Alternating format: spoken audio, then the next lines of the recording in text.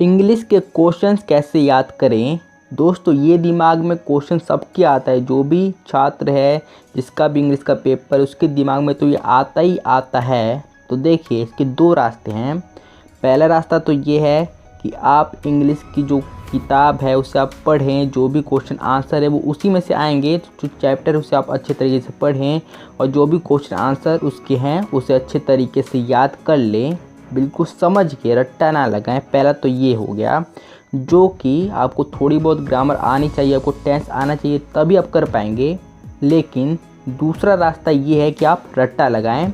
लेकिन क्या होता है कि बहुत सारे छात्र होते हैं वो रट्टा तो लगाते हैं, लेकिन सही तरीके से रट्टा कैसे लगाया जाता है वो उन्हें नहीं पता है।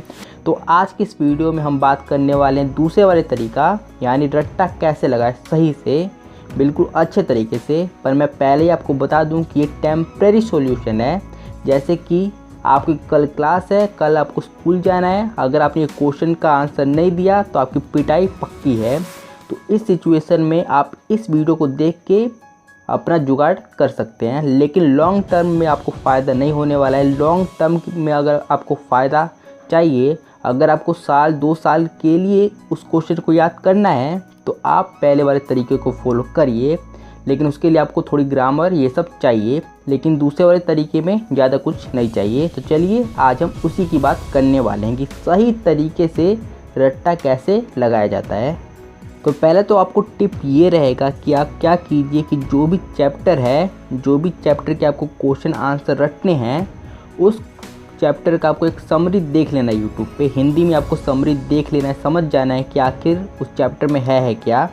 ये आपको हेल्प करेगा। मुझे पता है आपको इंग्लिश नहीं आती, आपको ग्रामर्स के रूल्स नहीं पता, फिर भी ये आपको हेल्प करेगा।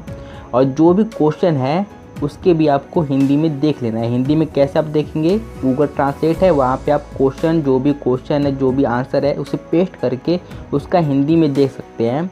इससे क्या होगा कि आपको जो भी वर्ड होंगे जो आपको नहीं पता होंगे मीनिंग, उनका भी आपको हो जाएगा। आपकी वोकैबुलरी तो स्ट्रॉन्ग होगी ही, लेकिन आपको पता चल जाएगा उन वर्ड्स का मीनिंग क्या है, तो आपको याद करने में ज़्यादा आसानी रहेगी। जैसे डॉग है, कैट है, इनका आपको मीनिंग याद है तो आपको याद हो जाता है आसानी से, तो इसीलिए आपको ये करना ज़रूरी है। तो ये हो जाए तो उसके बाद आप बढ़ सकते हैं दूसरे टिप की तरफ। तो दूसरा टिप ये है कि आपको क्या करना है कि चैप्टर का जो लॉन्ग आंसर होता है, लॉन्ग क्वेश्चन यानी बड़े क्वेश्चन, उस पर आपको फोकस करना है। उसको ज़्यादा नहीं होते हैं, एक ही होगा, किसी में 2 होगा, उस पर आप फोकस करोगे। अगर आपको वो याद हो गया ना, अगर आपने उसे रट लिया तो आप समरी रट लोगे पूरे चैप्टर की, और उस क्वेश्चन को आप कहीं पर भी उस आंसर को जो भी आपने उस चैप्टर का किया है उससे आप कोई भी अदर आएगा, कोई भी क्वेश्चन आंसर उस चैप्टर में से, तो वहाँ पे आप लगा दोगे तो आपको नंबर मिल जाएगा। क्योंकि जो लॉन्ग आंसर होता है वो बेसिकली एक समरी होता है पूरे चैप्टर का, तो वहाँ पे बहुत ज़्यादा चांस होते हैं कि आपको अदर जो भी क्वेश्चन आए उसके भी आंसर उसमें हो। लेकिन एक एक नंबर वाले में चांसेस कम होंगे, लेकिन फिर भी चांसेस तो हैं, तो आपको लॉन्ग क्वेश्चन याद कर लेना है। पर अगर आपके टीचर ने पहले ही से बता रखे हैं कि कौन कौन से इंपॉर्टेंट क्वेश्चन हैं, तो आप उन्हीं को याद करिए जो इंपॉर्टेंट क्वेश्चन है। और अगर नहीं बता रखे हैं तो आप लॉन्ग क्वेश्चन चैप्टर के याद कीजिए, क्योंकि वो समरी होता है। और अगर कोई और भी उस चैप्टर से कोई सा भी क्वेश्चन आ जाता है लॉन्ग, तो वहाँ पे आप उसे कर दोगे उसी आंसर को, तो वो भी बिल्कुल सही हो जाता है। ज़्यादातर केस ऐसा होता है।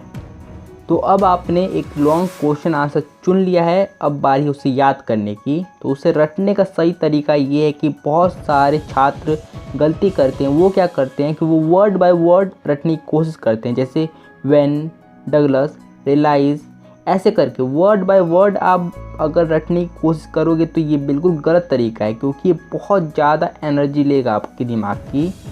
जैसे वर्ड बाय वर्ड अगर आप रटने की कोशिश करोगे तो देखिए कितना मुश्किल लग रहा है। ऐसे तो आपको 1 2 3 4 5 6 7 8 वर्ड, और फिर ये पूरे मिला के कम से कम 40 से ज़्यादा ही वर्ड हो गए, तो 40 से ज़्यादा वर्ड आपको रटने को होगा। लेकिन अगर वहीं पे आप एक ट्रिक लगाएं, आप क्या करें कि आप व्हेन डगलस ऐसे नहीं, आप करें when Douglas realise he was seeking, he was frightened. देखिए ये पूरी लाइन आपने रट लिया। तो अगर आप एक एक लाइन करके रटोगे तो ज़्यादा आसान रहेगा आपके लिए। आप ऐसे एक एक वर्ड करके नहीं, पूरी इस लाइन को रट लीजिए। उसके बाद दूसरी लाइन को, तो देखिए कितना आसान हो गया। जैसे 1 2 3 4 और ये मुश्किल से 5, तो 5वीं लाइन में आपका ये क्वेश्चन कंप्लीट हो गया। तो देखिए ये कितना आसान है। और ज़्यादातर लोग क्या करते हैं, वो एक एक वर्ड रखते हैं। तो आपका जो चौथा टिप ये है कि आपको उस आंसर को कई बार लिखना है, कई बार लिखना है। सुनने में काफ़ी सिंपल सा टिप लगता होगा कि हमेशा रटना है तो लिखना ही पड़ेगा, कई बार लिखना ही होगा। लेकिन बहुत सारे स्टूडेंट मिस्टेक करते हैं कि वो ज़्यादा से ज़्यादा 5 बार लिख देंगे, 7 बार लिख देंगे, 8 बार लिख देंगे और वो सोचेंगे कि हो गया याद। नहीं, आपको कम से कम 15 बार लिखना है। अगर आपको जल्दी याद हो जाता है, आप जल्दी रट लेते हैं, तब तो सही बात है। लेकिन अगर नहीं हो रहा है तो कम से कम 15-20 बार आप लिखेंगे तो आपको ज़रूर याद हो जाएगा। तो इसलिए आपको ज़्यादा से ज़्यादा उसे लिखना है। जितना ज़्यादा आप उसे लिखेंगे उतनी देर तक आपके दिमाग में वो रहेगा। और मैं यहाँ पे आपको एक और बात बता दूँ कि आपको मोस्ट इम्पोर्टेंट क्वेश्चन होते हैं, मोस्ट इम्पोर्टेंट लॉन्ग क्वेश्चन, उन्हें आपको रटना है, उन पे आप ज़्यादा फोकस कीजिए। तो दोस्तों चलिए अब हम उन सारे टिप्स को अप्लाई करके इस वाले क्वेश्चन को याद करते हैं, यानी रटते हैं। तो चलिए स्टार्ट करते हैं। तो हमारा क्वेश्चन है हु इज़ बिल गेट्स।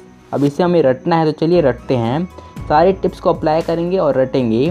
तो देखिए हम क्या करेंगे, हम सीधे एक एक लाइन करके रटेंगे, ऐसे नहीं कि एक एक वर्ड, एक एक लाइन करके। तो पहले मैंने आपको बता दिया था कि आपको हिंदी समझ लेना है, हिंदी आप समझ लोगे तो आपको आसानी रहेगी। बिल गेट्स ये एक नाम हो गया। Is an entrepreneur, is an entrepreneur यानी एक उद्यमी है। इसे आप बिजनेसमैन भी समझ सकते हो, तो आपको ज़्यादा कुछ करने की ज़रूरत नहीं है। बिल गेट्स एक उद्यमी है। इतना हो गया, हो गया। ये वाला तो रट लिया ना हमने, रट लिया। और एंड इन और बिजनेसमैन एंड इन और द फाउंडर ऑफ माइक्रोसॉफ्ट, और बनाने वाला माइक्रोसॉफ्ट को। इतना फिर से एक और लाइन हमने रट लिया ना, रट लिया, रट लिया। यहाँ पे आप की पॉइंट्स भी बना सकते हो, जैसे कि आप एंटरप्रेन्योर को एक जगह लिख दो, नंबर 1 एंटरप्रेन्योर, फिर उसके बाद बिजनेसमैन ये भी लिख दो दूसरे नंबर पे, फिर फाउंडर ऑफ माइक्रोसॉफ्ट, फाउंडर भी मत लिखो, माइक्रोसॉफ्ट लिख दो। तो 3 आपने ये लिख दिए। तो इसी से पता चल जाएगा, जैसे एंटरप्रेन्योर, तो बिल गेट्स से पूछा जा रहा है कि हु इज़ बिल गेट्स, तो एंटरप्रेन्योर आपने लिखा है तो आपके दिमाग में आ गया एंटरप्रेन्योर, यानी मतलब वो एंटरप्रेन्योर है, तो बना के लिख दो। लेकिन आपको बनाना नहीं आता है, कोई बात नहीं, आप रट लो, रट लो। वो तो मैंने ऐसे ही बता दिया आपको कि आप की पॉइंट्स भी बना सकते हो। देखिए हमने ये 2 रट लिए ना, रट लिए, रट लिए। अब इस दोनों को भी रट लेते। देखिए कितनी आसानी से मैं कर रहा हूँ, कितनी आसानी से। कंपनी माइक्रोसॉफ्ट कंपनी, ये तो पूरा हो गया। अगर आप ये कंपनी नहीं भी लिखोगे तो कोई भी दिक्कत नहीं आएगी। एंड इन और अ बिलियनर यानी एक अरबपति। एज वेल लगाया जाता है भी के लिए, as well. And he was वह था। इतना फिर से एक और लाइन हमने रट लिया अच्छे तरीके से, हाँ रट लिया। मोस्ट रिचेस्ट पर्सन सबसे अमीर आदमी ऑन अर्थ पर फॉर फ्यू ईयर्स कुछ सालों के लिए। वह था धरती का सबसे अमीर आदमी कुछ सालों के लिए। ये देखिए यहाँ से यहाँ तक ये भी हमने रट लिया। देखिए कितनी आसानी से हमने रट लिया।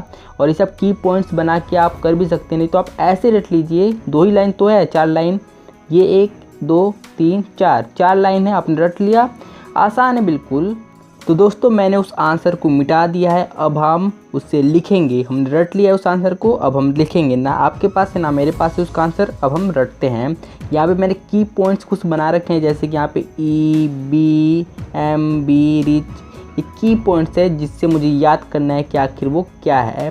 जैसे कि मैंने आपको पहले ही बता रखा है कि की पॉइंट्स अगर आप बना लोगे तो अच्छा रहेगा, लेकिन आप रट भी लोगे तो कोई भी ज़्यादा फर्क नहीं पड़ने वाला है। तो बस जैसे कि अब हम करते हैं, हु इज़ बिल गेट्स, इतना हमारा है question. Who is Bill Gates यानी बिल गेट्स कौन है। तो ई से क्या आता है, ई से आता है एंटरप्रेन्योर। तो आखिर एंटरप्रेन्योर मतलब एंटरप्रेन्योर है, तो हम ये लिख सकते हैं ना कि Bill Gates is a entrepreneur, Bill Gates is an entrepreneur. ठीक है, ठीक है। अभी हमें और भी लिखना है, तो और के लिए एंड लिख देते हैं। ठीक है, हो गया ना, हो गया। अब बी से बिजनेसमैन, तो हाँ वो तो बिजनेसमैन भी है, तो बी से बिजनेसमैन लिख दो।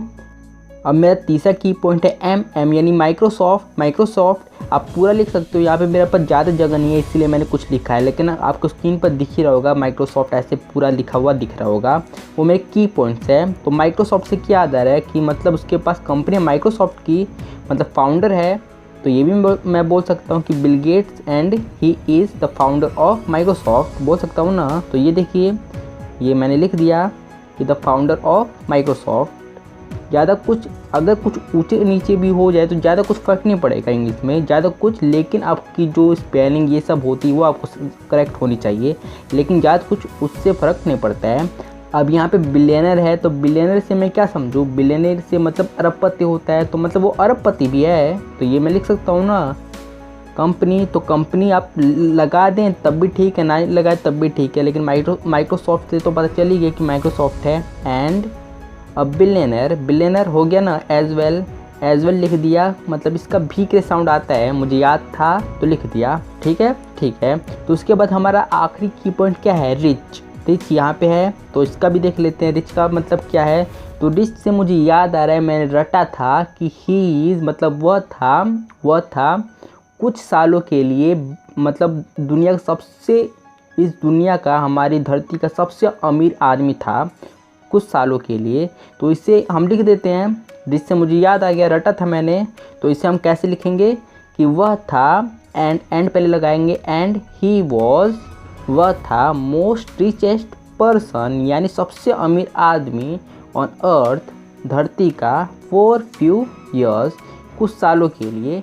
ये हमने लिख दिया, देखिए हमने रटा था ना, लिख दिया। ठीक है। तो ऐसे आप भी कर सकते हैं। आप अगर इन टिप्स को इस्तेमाल करते हुए रटेंगे तो आपको ज़रूर बेनिफिट होगा और आप आसानी से रट भी पाएंगे। तो अगर आपको वीडियो पसंद आई हो, इस वीडियो से आपको नॉलेज मिली है, तो लाइक कर दीजिए। वीडियो बनाने में सच में हार्डवर्क लगता है, तो लाइक कर दीजिए। और अगर आपको वीडियो ऐसे ही आपको चाहिए तो आप हमारे चैनल को सब्सक्राइब भी कर सकते हैं। लेकिन इतने ही से कुछ नहीं होने वाला है, आपको टेंस सीखना होगा, आपको इंग्लिश लिखना सीखना होगा, तभी आप लॉन्ग टर्म में सर्वाइव कर पाएंगे। तो इसीलिए डिस्क्रिप्शन में लिंक है प्लेलिस्ट का, उससे जाके चेकआउट करिए। वहाँ पे मैंने डिटेल में सिखा रखा है कि आप इंग्लिश कैसे लिख सकते हैं, ट्रांसलेशन कैसे कर सकते हैं। तो हमारी वीडियो को पूरी देखने के लिए आपका तहे दिल से धन्यवाद।